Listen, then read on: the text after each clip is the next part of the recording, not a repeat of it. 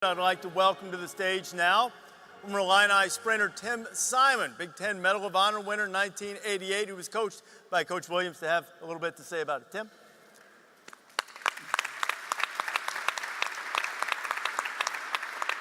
Well, thank you all. I'm very honored to be here. And as usual, I wrote down a number of things to say, and then when I got up, I couldn't find the paper. But I want to speak on behalf of my coach.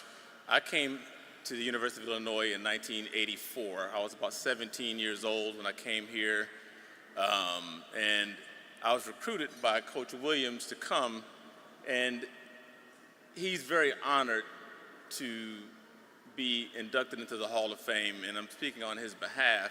And I'm kind of looking out of the side of my eye because I want to make sure he still has a lot of feistiness in him.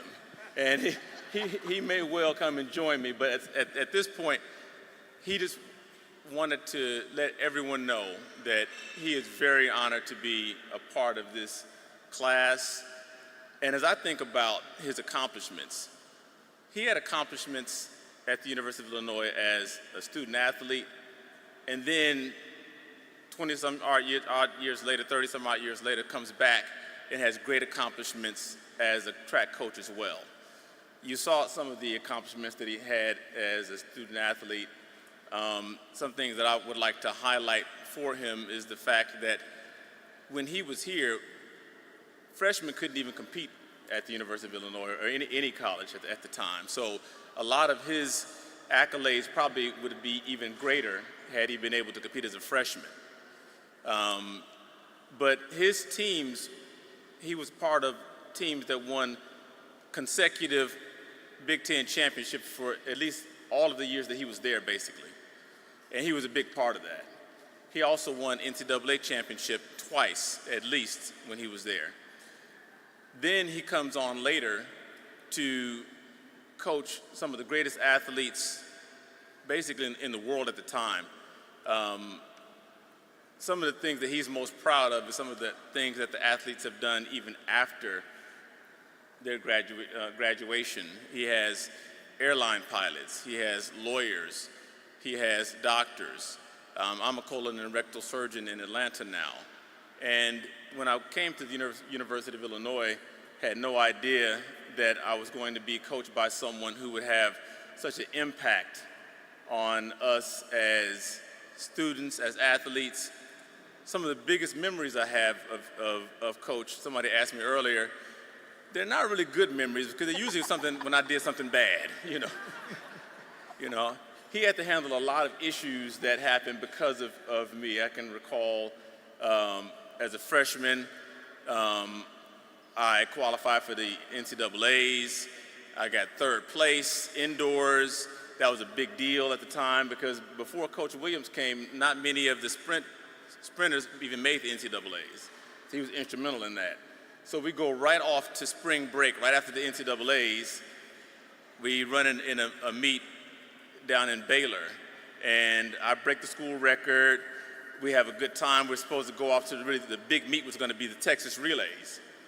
And so we had a few days in between the Baylor meet and the Texas Relays, and we stayed down at Baylor kind of coaching and getting coached and training.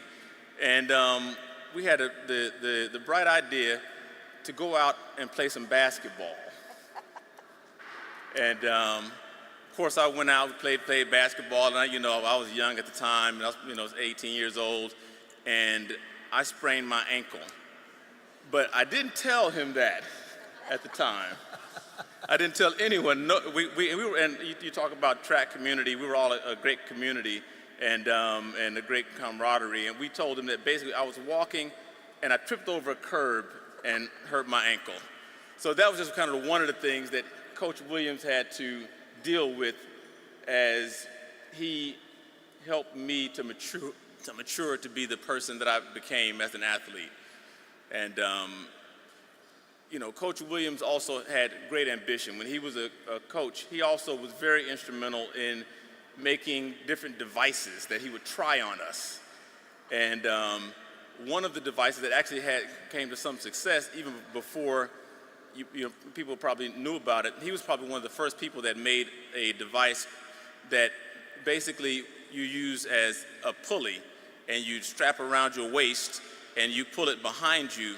And that was kind of the first time that that concept had even been done. And he was instrumental in being one of the first people to patent that. And it's still being used today by different football teams. He got all the football players to use it, all the football players to try it as well. Coach Williams also had great ambition. He just couldn't just be, and I know it says in the program that he was an assistant coach, but he just continued to be so successful that by the time he left, he became the associate head coach of the University of Illinois track team. So I don't want to take up too much more of your time, but Coach Williams is honored to be here. I was very honored when I was asked to speak on his behalf. And let's give Coach Williams a round of applause for all of his accomplishments.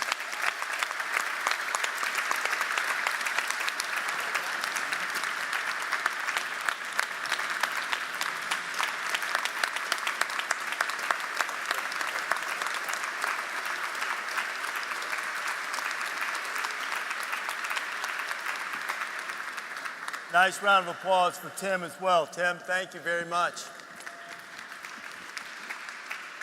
Tonya, both you and Celena, you were on campus when Coach Williams was there. What do you remember about? What I remember the most about Coach Williams was he took the time to appreciate all athletes. And I have to tell you, coming from a very small town, Milledgeville, Georgia, I wasn't too accustomed to having lots of people around during the track and field, the training. Usually you're alone for many hours of training. But Coach Williams always was motivational and inspirational. And I just remember the first time that I met him, he didn't have a lot to say, but a lot of the athletes had a lot to say about Coach Willie, is what they referred to him as. And they would say, you know, Willie is great, right? Willie is an Olympian. Willie is a superstar. And I'm saying, who is Willie? I'm from Georgia, so I had never had the pleasure and the honor of meeting someone of such great stature. But most of all, I remember Coach Willie Williams being a great person. And I'd like for everyone to know that how appreciative I was as a scholar athlete being supported by Coach Williams, who's been inspirational to so many of us.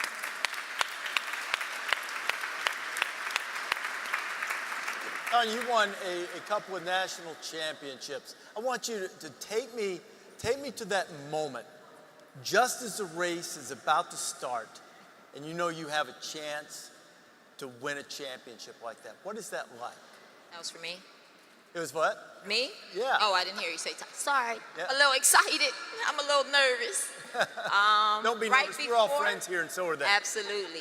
Right before it, well, I'm always really loose right before my race, so I don't get really nervous. If I get nervous, then it's a problem because something big is going to happen. But, well, when I knew I was supposed to win, I was at the beginning of the race planning on what I was going to do post-race, after my race dance. What I was going to do, how I was going to throw up my hands, how I was going to do a dance, what I was going to do when I run across the line. None of that happened because when I went across the line, all I could do was like this, and then it went down. But it's exhilarating. It's exciting, you know. So show us one of the things you'd planned that you didn't do. I couldn't do it. All I could do was throw my hands up. I was so tired. But I was planning it out in my head. Now, Celena, you won, I think, 17 Big Ten titles, 18. Wow. 18-time All-American. If you say so, yes. That's a lot of winning, right? Yes. But what I want to hear about is your first ever race. When you were a kid, your first race, what happened? My first race, first of all, I would be remiss if I did not acknowledge my family who is here, my mom, my brothers, my husband, and my son, and my dad, of course, is with us in spirit. Thank you for being here, for supporting me throughout all of these years.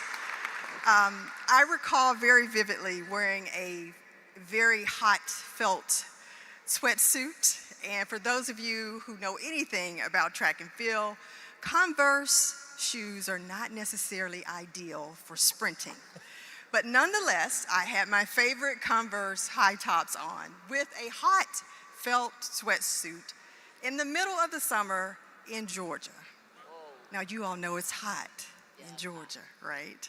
So with that, the gun goes off, and immediately I'm anxious. I take off, and I fall flat on my face.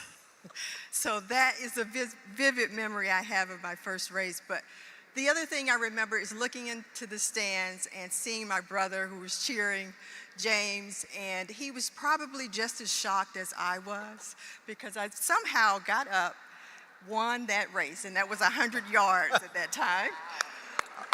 So The spirit of an Illini Hall of Famer in the early making, right?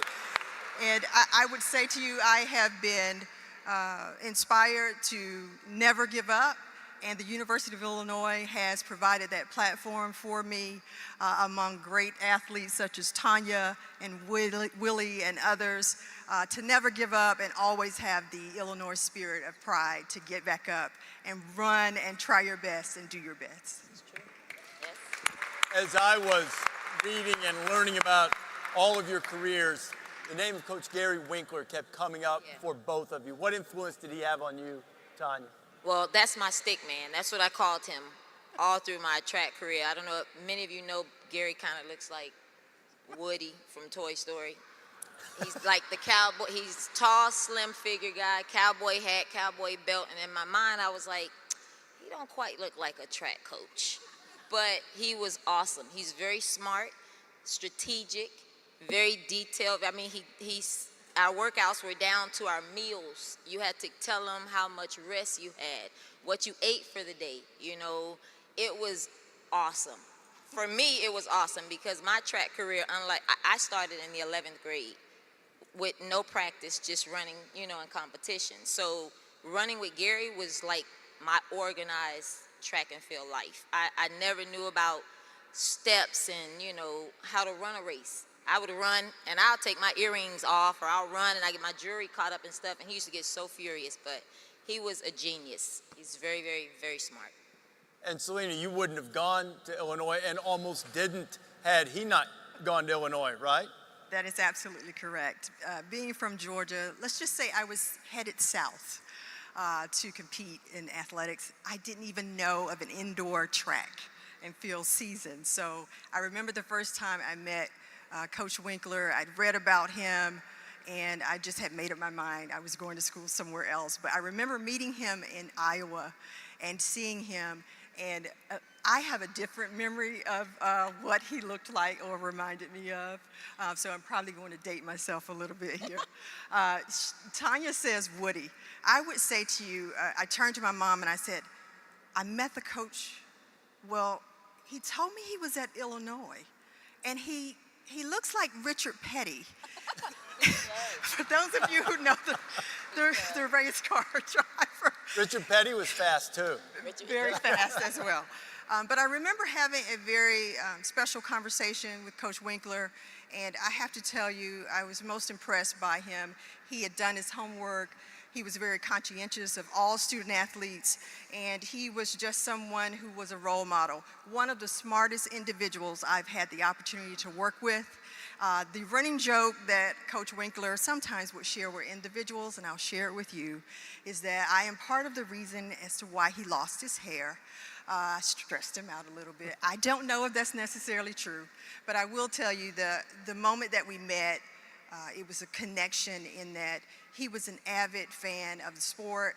He was someone who studied the sport and a mathematician and created so many things strategically, and again, just inspired me on the track and off the track to do the best that I could to be inspirational to others as he had been for me.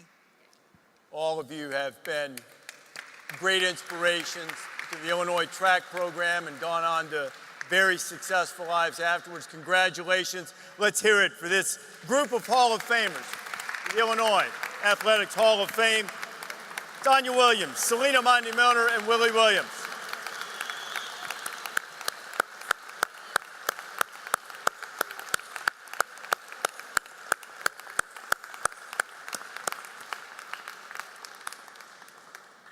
A lot of speed up here. Congratulations. Your pocket square is almost as nice as mine, the one that Sid gave me here, you know. Congratulations, Coach. You all set? Nice round of applause. Tim Simon as well.